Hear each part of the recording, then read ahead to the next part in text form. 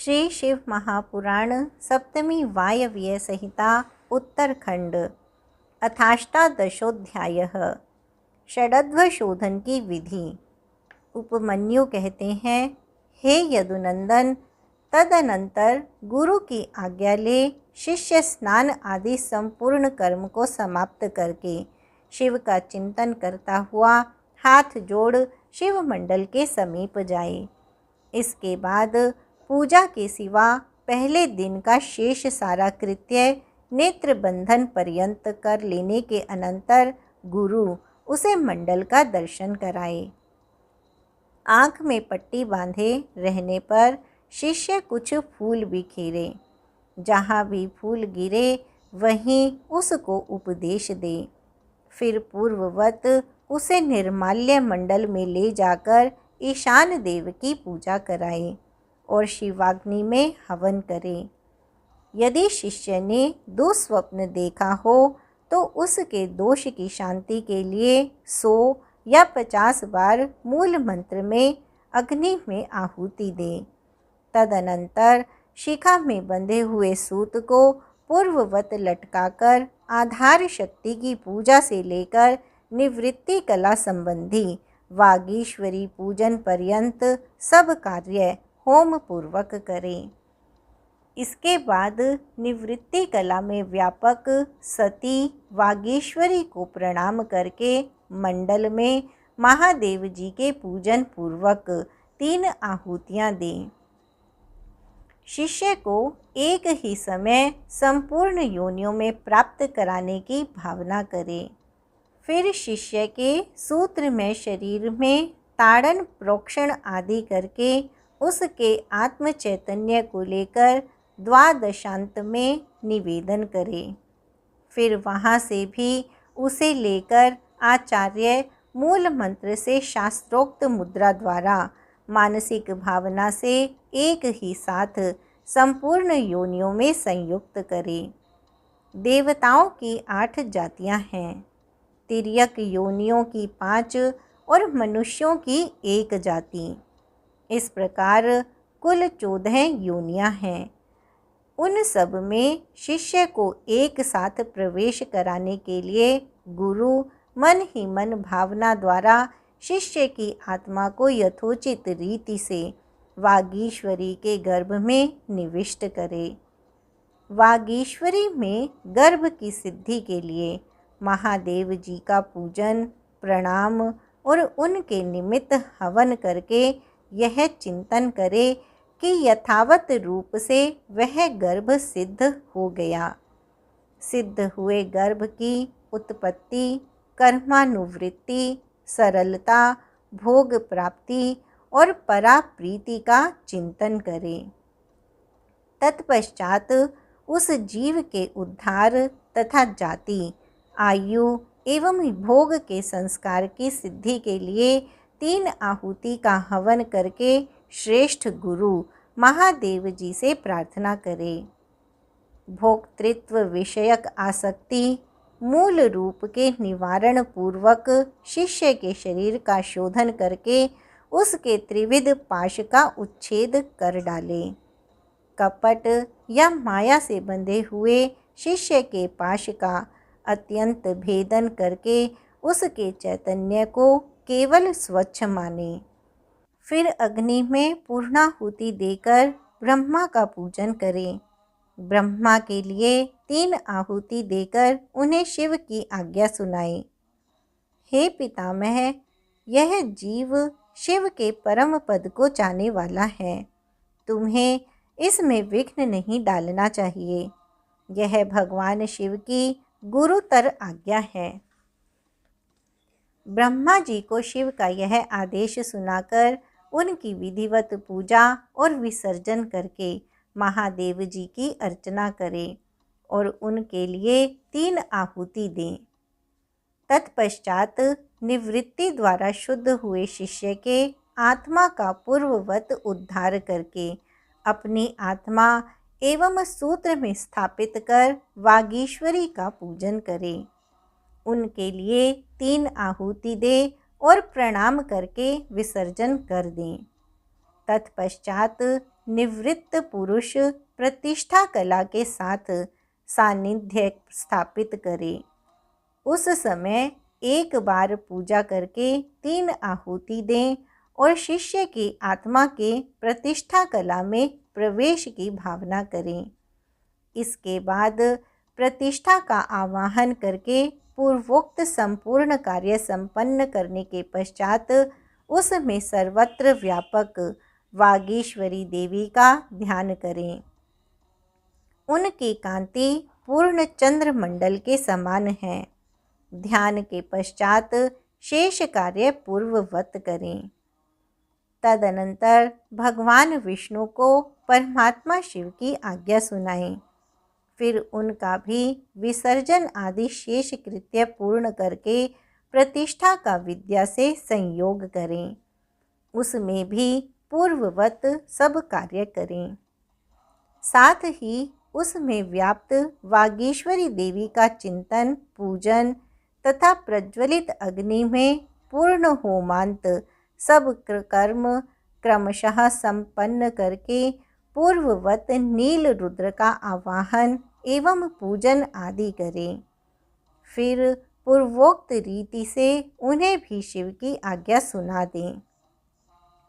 तदनंतर उनका भी विसर्जन करके शिष्य की दोष शांति के लिए विद्या कला को लेकर उसकी व्याप्ति का अवलोकन करें और उसमें व्यापिका वागीश्वरी देवी का पूर्ववत ध्यान करें।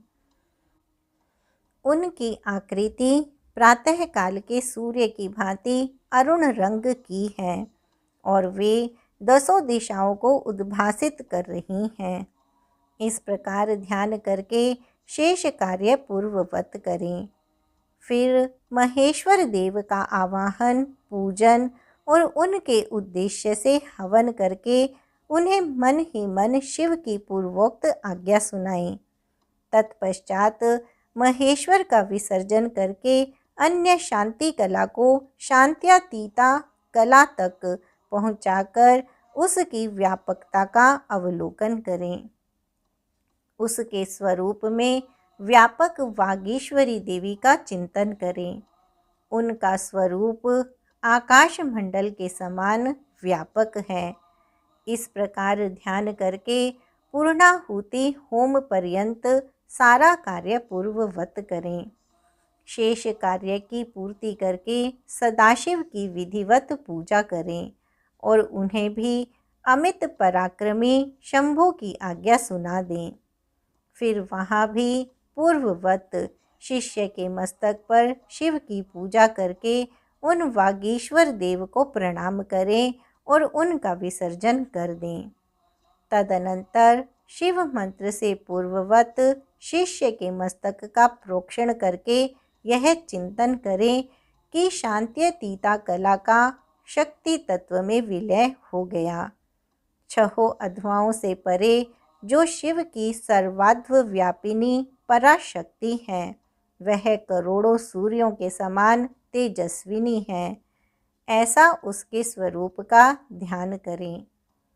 फिर उस शक्ति के आगे शुद्ध स्फटिक के समान निर्मल हुए शिष्य को ले आकर बिठा दें और आचार्य कैंची को धोकर शिव शास्त्र में बताई हुई पद्धति के अनुसार सूत्र सहित उसकी शिखा का छेदन करें।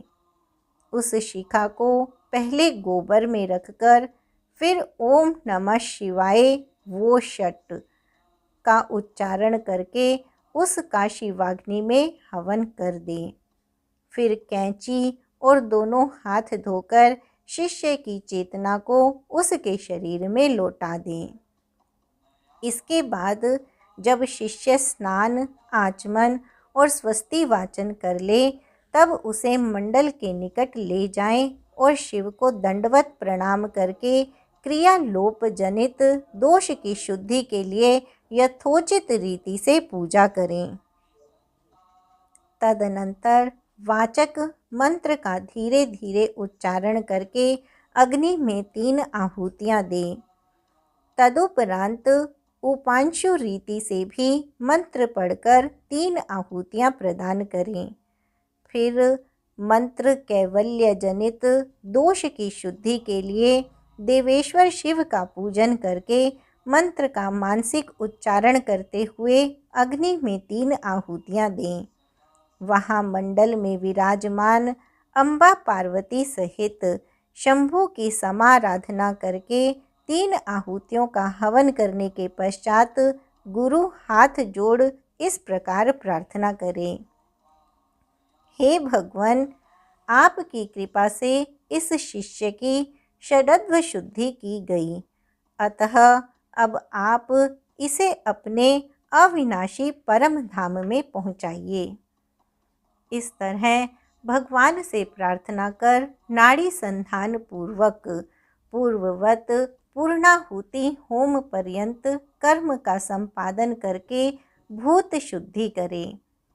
स्थिर तत्व पृथ्वी, अस्थिर तत्व वायु, शीत तत्व जल, उष्ण तत्व अग्नि तथा व्यापकता एवं एकता रूप आकाश तत्व का भूत शुद्धि कर्म में चिंतन करें।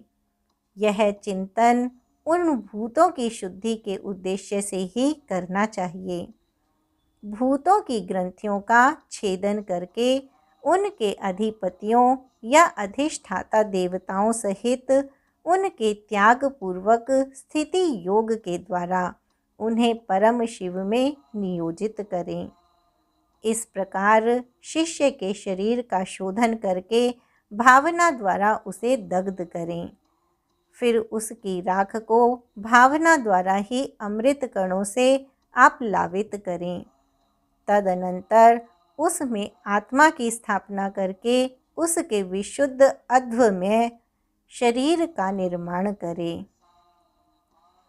उसमें पहले संपूर्ण अध्वों में व्यापक शुद्ध शांत्यतीता कला का शिष्य के मस्तक पर न्यास करें। फिर शांति कला का मुख में, विद्या कला का गले से लेकर नाभि पर्यंत भाग में, प्रतिष्ठा कला का उसके नीचे के जानु पर्यंत अंगों में न्यास करके उससे भी नीचे के अंगों में निवृत्ति कला का न्यास कर चिंतन करें। तदनंतर अपने बीजों सहित सूत्र मंत्र का न्यास करके संपूर्ण अंगों सहित शिष्य को शिव स्वरूप समझें। फिर उसके हृदय कमल में महादेव जी का आवाहन करके पूजन करें।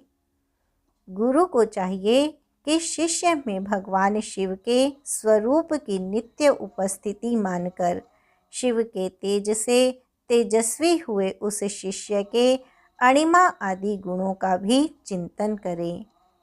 फिर भगवान शिव से आप प्रसन्न हों ऐसा कहकर अग्नि में 3 आहुतियाँ दें। इसी प्रकार पुनः शिष्य के लिए निम्नांकित गुणों का ही उपादन करें। सर्वज्ञता, तृप्ति, आदि अंत रहित बोध, अलुप्त शक्तिमत्ता, स्वतंत्रता और अनंत शक्ति, इन गुणों की उसमें भावना करें। इसके बाद महादेव जी से आज्ञा लेकर उन देवेश्वर का मन ही मन चिंतन करते हुए सद्योजात आदि कलशों द्वारा क्रमशः शिष्य का अभिषेक करें। तदनंतर शिष्य को अपने पास बिठाकर पूर्ववत शिव की अर्चना करके उनकी आज्ञा लें। उस शिष्य को शैवी विद्या का उपदेश करें। उस शैवी विद्या के आदि में ओंकार हो, वह उस ओंकार से ही संपुटित हो और उसके अंत में नमः लगा हुआ हो। वह विद्या शिव और शक्ति दोनों से संयुक्त हो, यथा ओम ओम नमः शिवाय, ओम नमः। इसी तरह शक्ति विद्या का भी उपदेश करें, यथा ओम ओम नमः शिवायै, ओम नमः। इन विद्याओं के साथ ऋषि, छंद, देवता, शिवा और शिव की शिव रूपता, आवरण पूजा, तथा शिव संबंधी आसनों का भी उपदेश दें। तत्पश्चात देवेश्वर शिव का पुनः पूजन करके कहें, हे भगवान, मैंने जो कुछ किया है वह सब आप सुकृत रूप कर दें। इस तरह भगवान शिव से निवेदन करना चाहिए। तदनंतर शिष्य सहित गुरु पृथ्वी पर दंड की भांति गिरकर महादेव जी को प्रणाम करें। प्रणाम के अनंतर उस मंडल से और अग्नि से भी उनका विसर्जन कर दें। इसके बाद समस्त पूजनीय सदस्यों का क्रमशः पूजन करना चाहिए। सदस्यों और ऋत्विजों की अपने वैभव के अनुसार सेवा करनी चाहिए। साधक यदि अपना कल्याण चाहे तो धन खर्च करने में कंजूसी न करे। इति श्री शिव महापुराणे सप्तम्यां वायव्य संहितायाम् उत्तरखंडे षडध्वशुद्ध्यादि कथनम नामाष्टादशोऽध्यायः। इस प्रकार श्री शिव महापुराण के अंतर्गत 7वीं वायव्य संहिता के उत्तरखंड में षडध्व शुद्धि आदि का कथन नामक 18वां अध्याय पूर्ण हुआ।